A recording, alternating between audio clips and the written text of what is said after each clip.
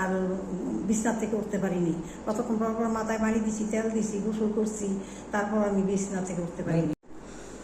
আসসালামু আলাইকুম, আমি ডাক্তার মুশফিকুর রহমান খান জয়। আমার সামনে যে সম্মানিত মা আছে, ওনার নাম জাহানারা বেগম। ওনার হচ্ছে বয়স 60। উনি আমার কাছে আসছেন যে ওনার এই গত 4-5 দিন ধরে উনি 5 দিন আগে একজন ডাক্তার দেখাইছিল, অর্থোপেডিক ডাক্তার।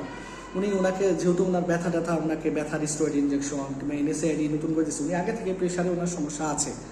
তো এই স্টেরয়েড ইনজেকশন NSAID এটা দেওয়ার ফলে রোগীদের হচ্ছে প্রেশার, যাদের আগে থেকেই আছে তাদের প্রেশারটা হাইলি শার্প করে বেড়ে যায়। এটা আমরা যারা মেডিসিন ডাক্তার এটা আমরা জানি যে প্রেশার বেড়ে যায়। যাই হোক, রোগী তো এটা জানতো না। রোগী ডাক্তার দিছে ওষুধ খাওয়ার ফলে ওনার 4-5 দিন অনেক কষ্ট হয়েছে।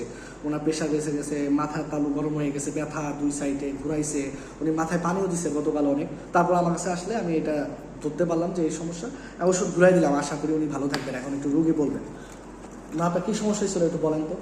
আমার প্রেশারে অনেক সমস্যা হয়ে গেছিল। প্রেশারের সমস্যা হয়ে গেছিলো, আমি কালকে সারাদিন আর বিছনা থেকে উঠতে পারিনি। কতক্ষণ পর পর মাথায় পানি দিছি, তেল দিছি, গোসল করছি, তারপর আমি বিছনা থেকে উঠতে পারিনি। কি হয়েছিল 4-5 দিন আগে? 4-5 দিন আগে হাঁটুতে ব্যথা, পার গোড়ালিতে ব্যথা। সে ডাক্তারের কাছে আসছি, ডাক্তার ইনজেকশন দিছে।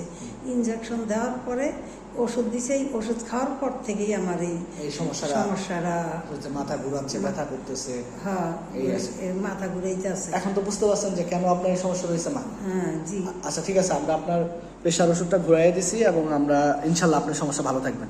ঠিক আছে, আল্লাহ হাফেজ।